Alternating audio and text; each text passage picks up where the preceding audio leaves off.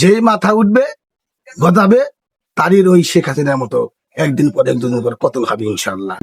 আসসালামু আলাইকুম ওয়া রাহমাতুল্লাহ। আল্লাহুম্মা সাল্লি আলা মুহাম্মদ।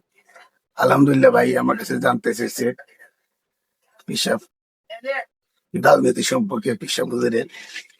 আমার তো পেশাব হুজুরের দিকে তাকায়া মনের তামান্না আসতেছে যে ইনশাল্লাহ হয় 6 মাস, 1 বছর, 2 বছর, আরো বা একটু লেট হতে পারে, কিন্তু এই দেশ পেশাব হুজুর হাতে আসবে ইনশাল্লাহ। ইনশাল্লাহ এই দেশ ফয়জুল করিমের হাতে আসবে আসবে ইনশাল্লাহ। ইনশাল্লাহ।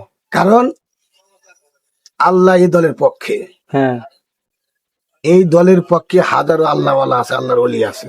হ্যাঁ এটা আল্লাহর ওলিদের মিশন, এটা সাহাবীদের নমুনা মিশন। ভীষণ।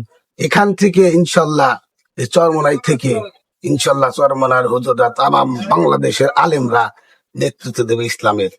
যেহেতু মুসলমান দেশ, এখানে নাস্তিক মুরতাদ আর বেশি দিন থাকতে পারবে না। পারবে না। হ্যাঁ যেই মাথা উঠবে গজাবে তারই ওই শেখ হাসিনার মতো একদিন পর একদিন পর পতন হবে ইনশাল্লাহ।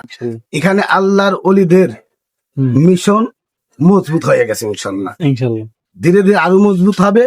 সুতরাং আপনারা সবাই আগাই আসেন। যারা এই লাইভ দেখতেছেন, যদিও ভিতরে মুনাফিকি থাকে, কাফেরের যদি আপনাদের ভিতরে মন থাকে, ওই মনে এখন চেঞ্জ করেন।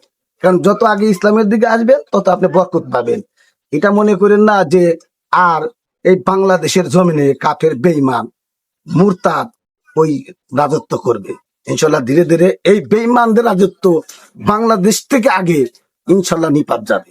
এই জন্য আমি সবার কাছে অনুরোধ করে বলছি, সবাই হুজুরের সাথে মহাব্বত রেখে হাত পাখা মার্কায় ভোট দিবেন, হাত পাখার পক্ষে থাকবেন, ইসলামের পক্ষে থাকবেন, আল্লাহ আল্লাহ রসুলের পক্ষে থাকবেন। আলহামদুলিল্লাহ। আলহামদুলিল্লাহ।